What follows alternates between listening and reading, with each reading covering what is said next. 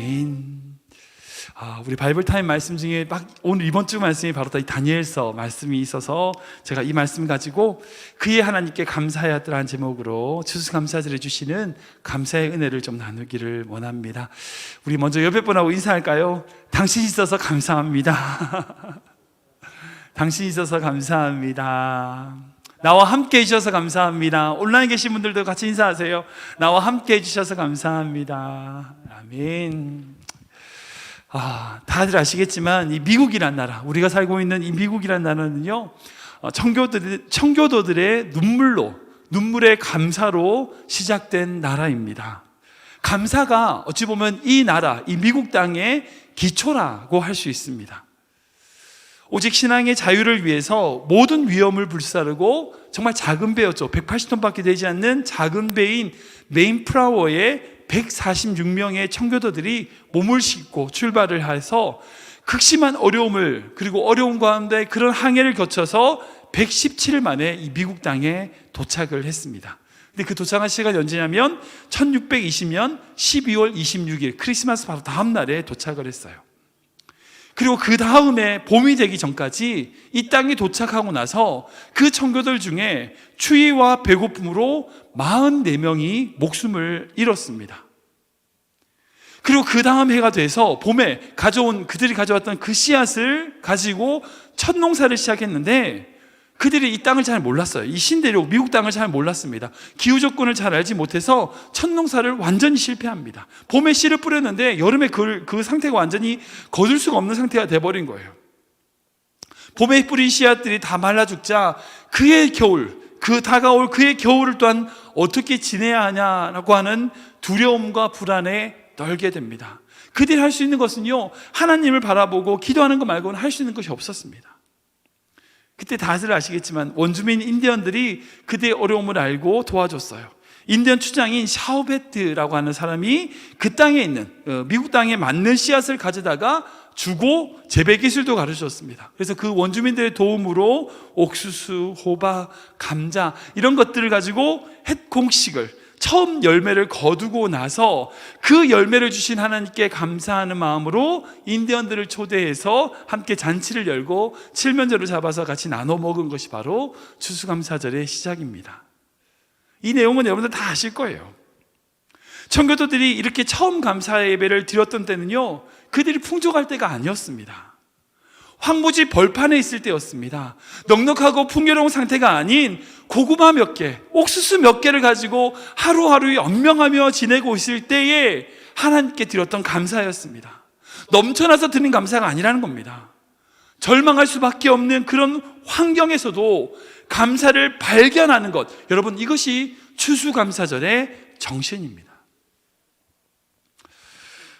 우린 2020년 추수감사주일을 맞았습니다. 정말 청교도들이 드렸던 그 추수감사절의 정신을 기억할 때입니다.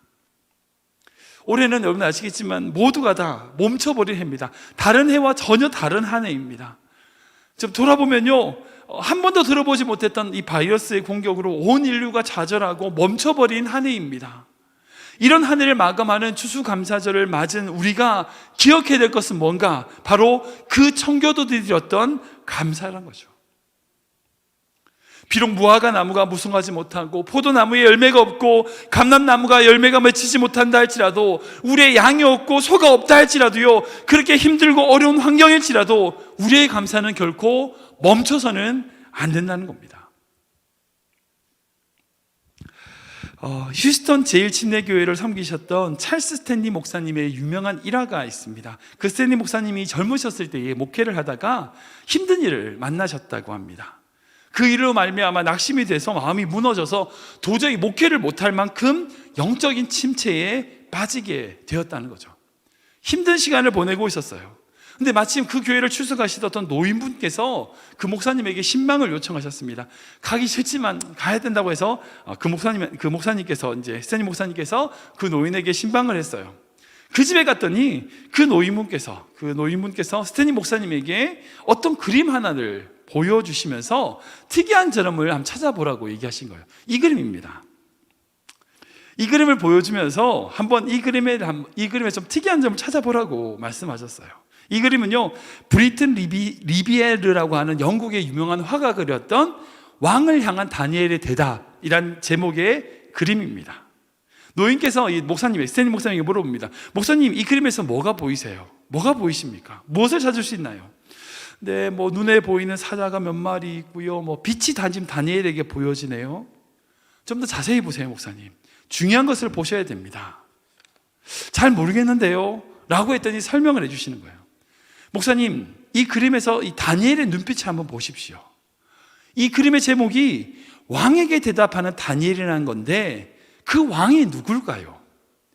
자신을 사자굴에 빠뜨렸던 다리오 왕일까요? 아니요, 온 세상 왕이신 하나님에 대한 다니엘의 대답입니다. 지금 다니엘은요, 하나님을 향하고 있음을 보십시오. 이게 다니엘의 믿음입니다. 여러분이 보세요. 다니엘은 지금요, 사자에게 눈을 맞추고 있지 않습니다.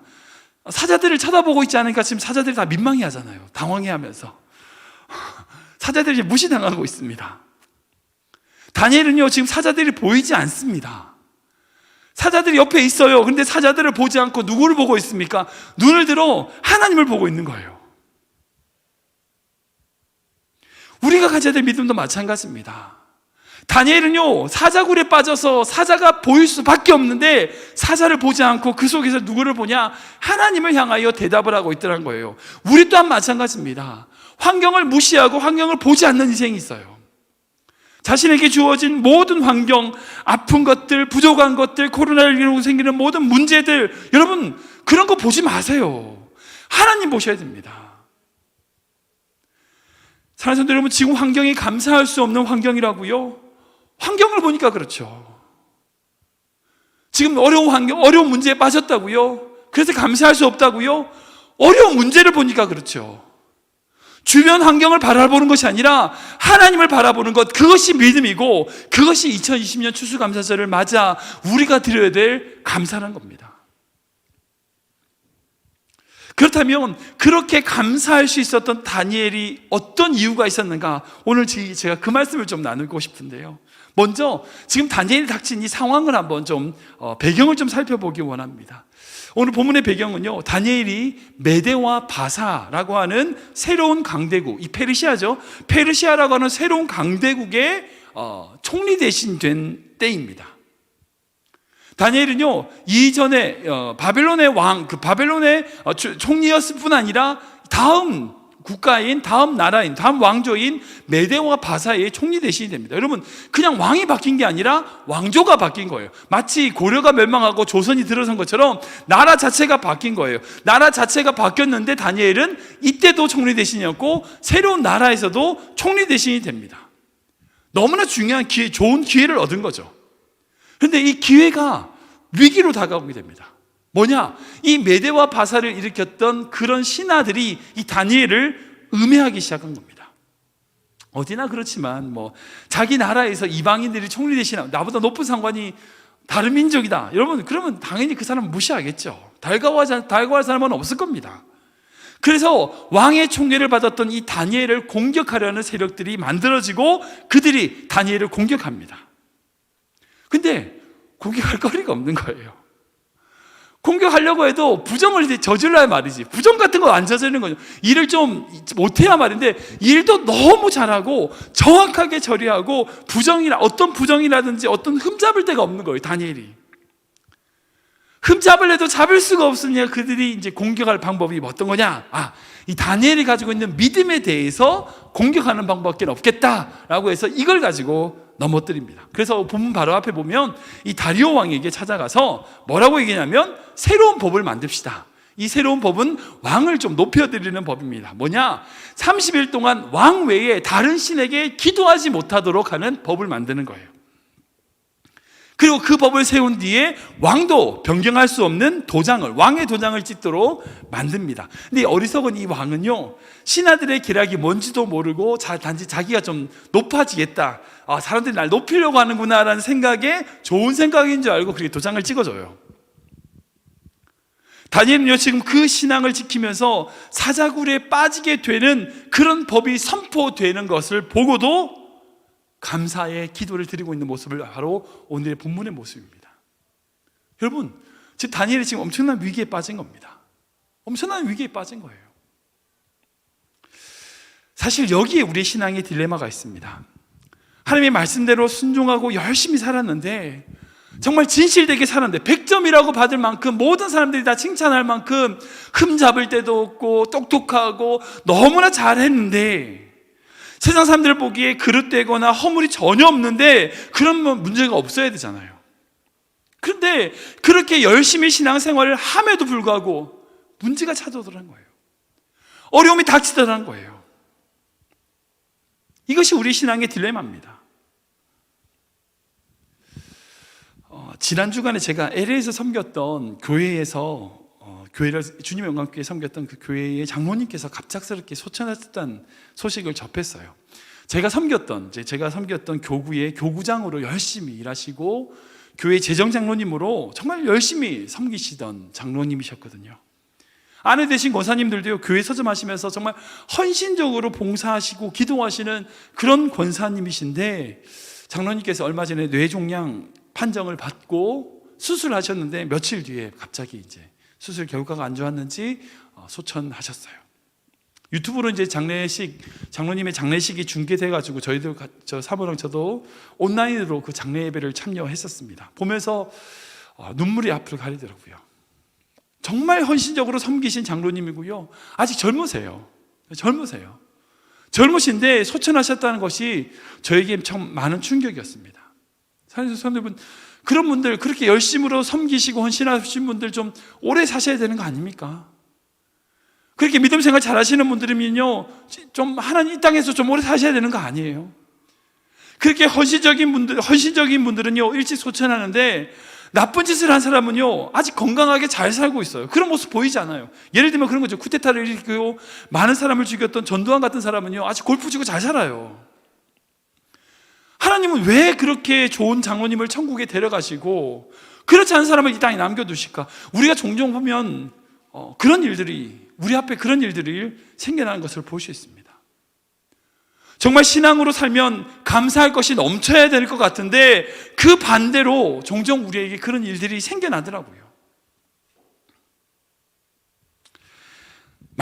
말씀드렸던 것처럼 지금 다니엘은요, 왕조가 새로 바뀐 혼란스러운 상황입니다. 왕조가 바뀐 시대예요. 여러분, 그런 시대에 얼마나 혼란스럽습니까? 그리고 다니엘은요, 지금 이제 청년이 아니에요. 노년대입니다. 나이가 지긋한 노년입니다. 지금 걸려서 넘어지면요, 회복할 수가 없어요. 다시 일어설 수 없습니다. 그리고 사자굴에 들어가서 사자밥이 되면 끝이잖아요. 끝이에요. 그런 상황인데, 그런 상황에도 불구하고 그 위기 앞에 다니엘이 선택한 것은 뭔 줄 아세요? 감사더란 거예요. 감사. 10절 말씀 보면 그것도 떳떳하게 모든 사람들 앞에서 창문을 열어두고 감사의 기도를 드리고 있는 모습을 보게 됩니다. 사실 이제 오늘 본문 이야기는 10절로 끝나지 않죠. 10장 후반에 가면 이제 아시겠지만 하나님께서 다니엘을 사자굴에서 지켜주셔서 극적으로 인도하시는 내용을 보게 됩니다. 그렇게 끝나게 되죠.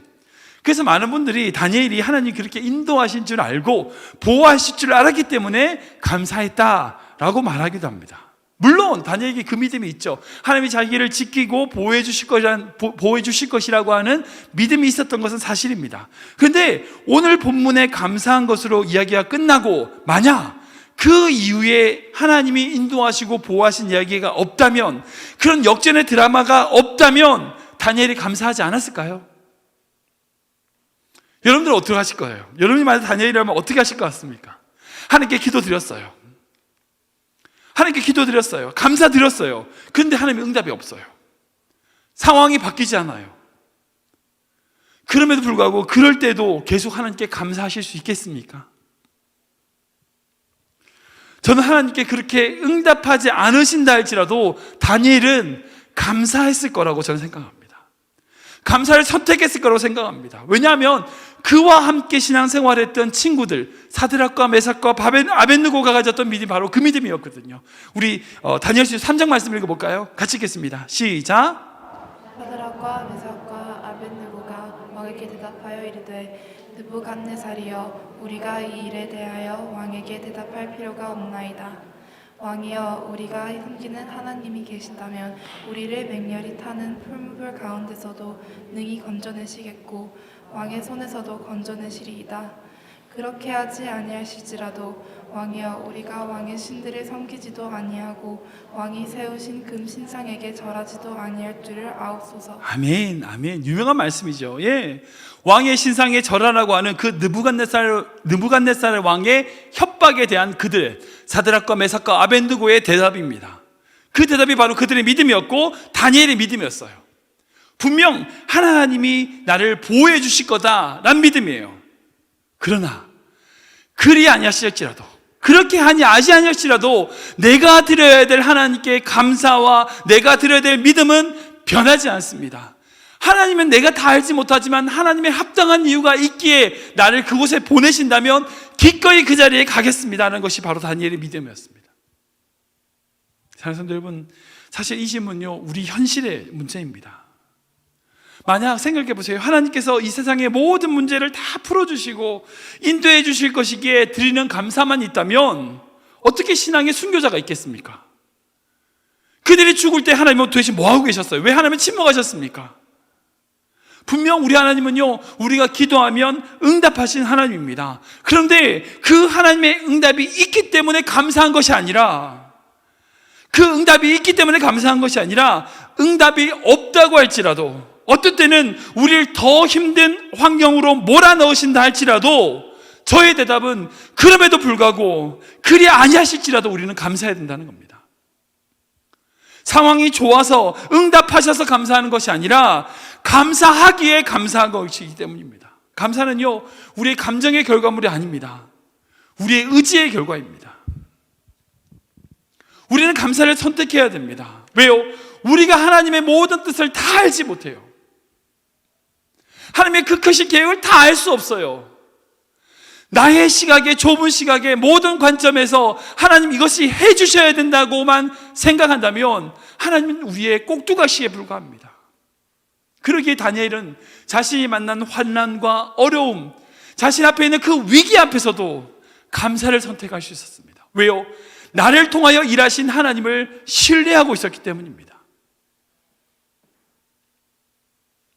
좀 구체적으로 다니엘이 그렇게 감사할 수 있었던 이유를 10절에서 찾아볼 수 있어요. 우리 다시 한번 더 10절의 말씀 읽어볼까요? 같이 읽겠습니다. 시작. 다니엘이 이 조서에 왕의 도장이 찍힌 것을 알고도 자기 집에 돌아가서는 윗방에 올라가 예루살렘으로 향한 창문을 열고 전에 하던 대로 하루 3번씩 무릎을 꿇고 기도하며 그의 하나님께 감사하였더라. 아멘, 아멘. 이 본 말씀 잘 보시면 그렇게 다니엘이 감사할 수 있었던 두 가지 이유를 찾을 수 있어요. 첫 번째는 뭐냐면 예루살렘을 향한 창문을 열고라고 되어 있어요. 창문을 열었다는 겁니다. 창문을 열었대요. 여기서 10절에 나오는 창문을 열고의 창문이 히브리 말로 에시나브라는 단어예요. 이 단어는요 창문이라는 뜻도 되지만 만남, 소통이라는 뜻도 내포하고 있습니다. 그러니까 똑같이 쓰여진 단어가 어디 있냐면 그 말라기 말씀 보면 하나님께서 11조의 축복을 해주시면서 내가 하늘의 문을 열고 복을 쌓을 곳이 없도록 붙지 아니하나 보라 하라 말씀하시잖아요. 그때 하늘의 문을 열고 그 문이 에시나브예요. 즉 내가 하나님을 향하여 문을 연다는 것은 하나님을 향하여 소통한다, 하나님을 만난다, 하나님을 향하여 얼굴을 든다, 뭐 이런 의미가 포함되어 있다는 겁니다.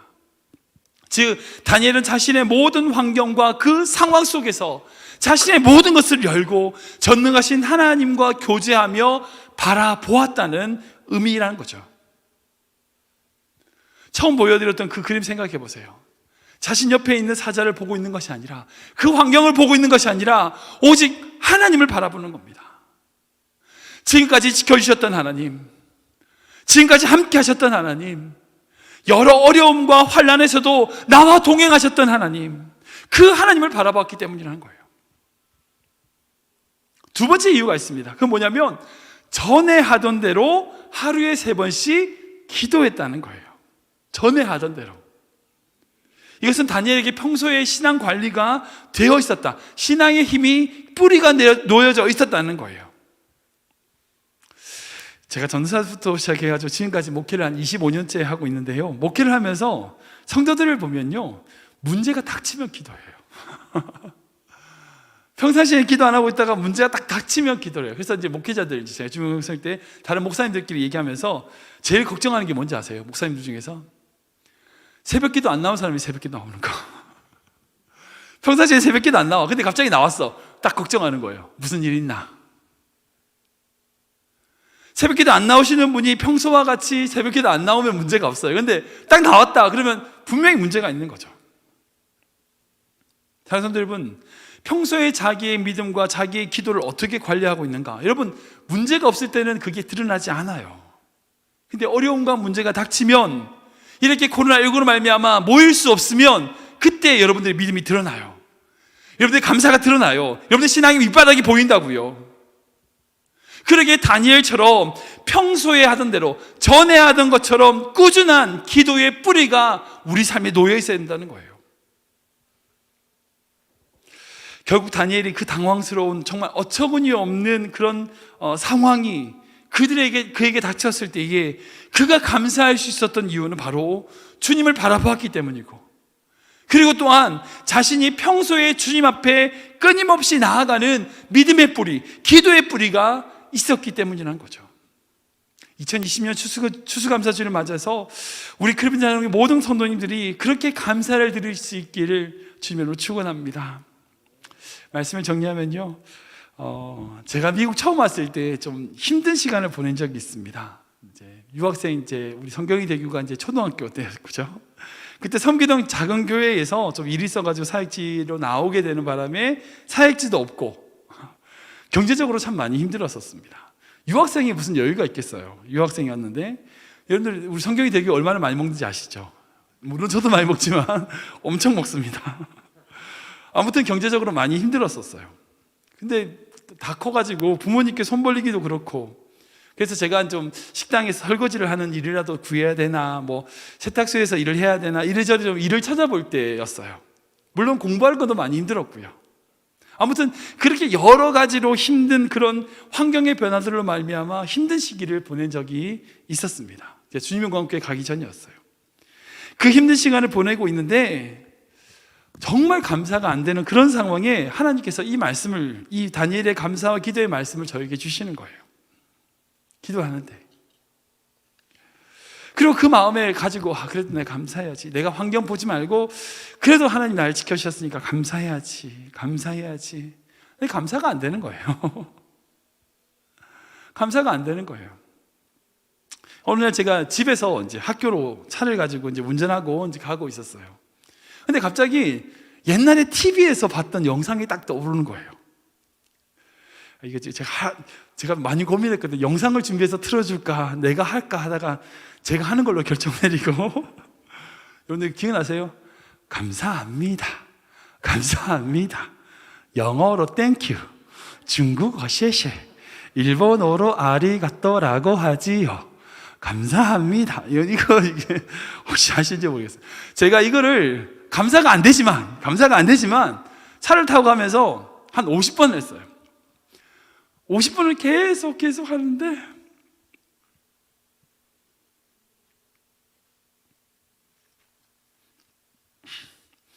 어느새 제 눈에 눈물이 맺히더라고요. 감사할 수 없는 상황이었는데 감사를 계속 얘기하는 거예요. 감사합니다.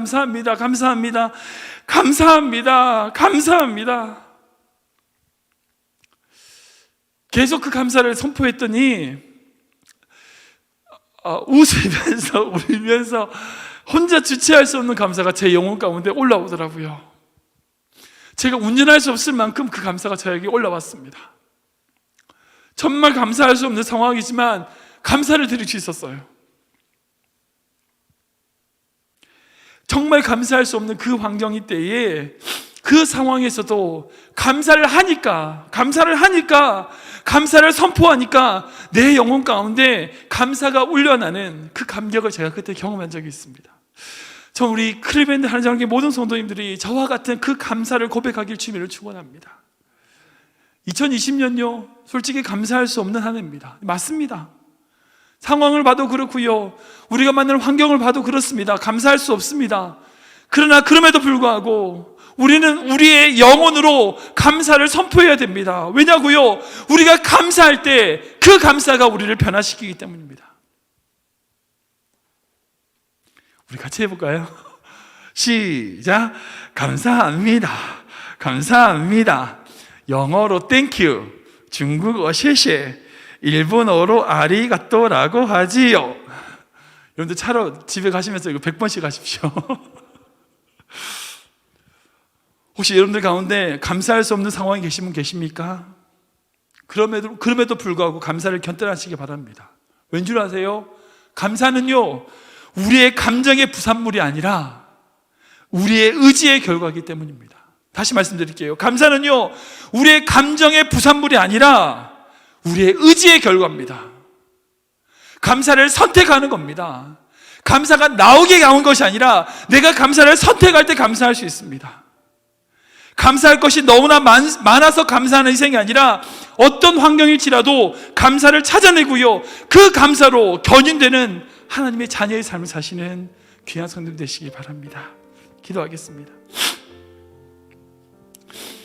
날 구원하신 주 감사, 모든 것 주신 감사, 향기로운 봄철의 감사, 외로운 가을날 감사, 응답하신 기도 감사, 거절하신 것 감사, 헤쳐나온 풍랑 감사, 아픔과 기쁨도 감사, 절망 중 위로 감사, 측량 못할 은혜 감사, 크신 사랑 감사합니다. 이 찬양의 고백이 우리의 고백되기 기도합니다. 다니엘이 자신의 환경과 상황을 보지 않고 오직 자신의 삶에 동행하셨던 하나님만을 바라본 것처럼 우리 또한 어떤 환경과 상황에도 주님만 바라보며 나아가는 인생 되게 하여 주시옵소서. 예수님의 이름으로 기도합나이다.